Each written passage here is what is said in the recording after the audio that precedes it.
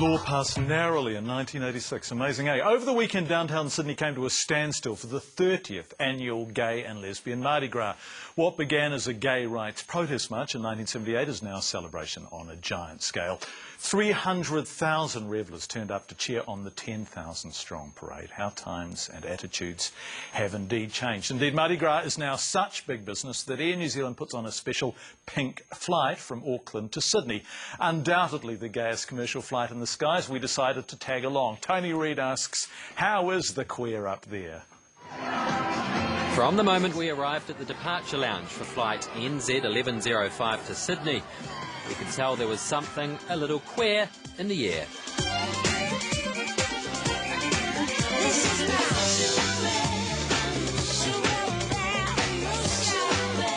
Yes, this is a departure lounge. Don't adjust your TV sets. There's pink sushi, pink fairy cakes and pink cocktails. Ooh, nice and juicy. What more could you ask for on the pink flight of fabulosity? Cue drag queens.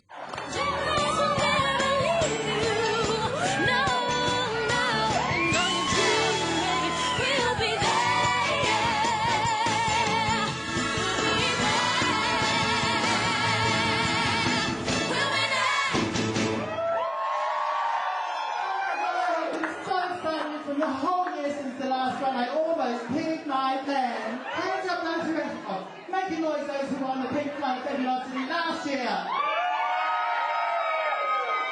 Oh, that means the rest of you are virgins. Oh, but don't you Virgins! First time flyers? Yeah, Virgin on disaster. Rumour has it that the Air New Zealand cabin crew were queuing up for this gig.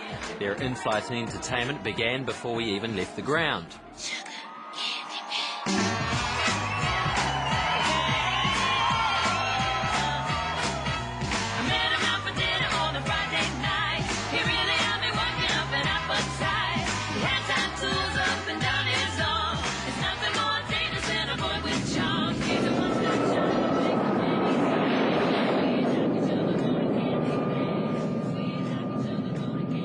"30,000 feet above the ground, and the first thing you notice is the unusually long queue for the toilets. We wait to enjoy the mild like that.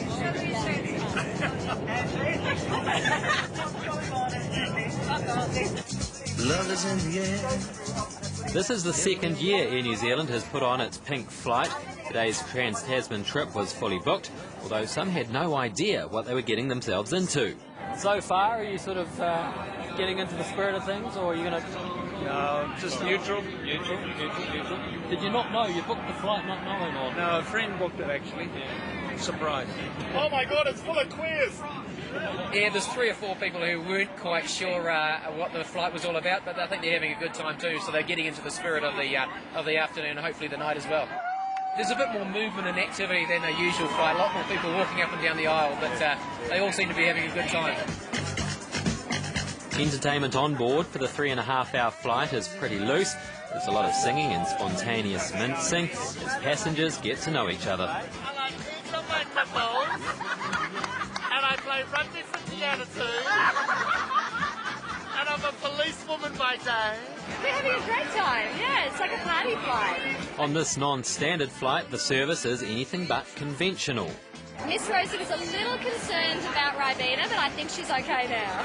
How's it going for you, Zimmer? Very well. Very well. Hello, My mother will be disgusted. Love you, Pauline. Does your mother know? Well, she knows. She's not happy, but she knows. Yeah. But the main event by far is the men's topless competition.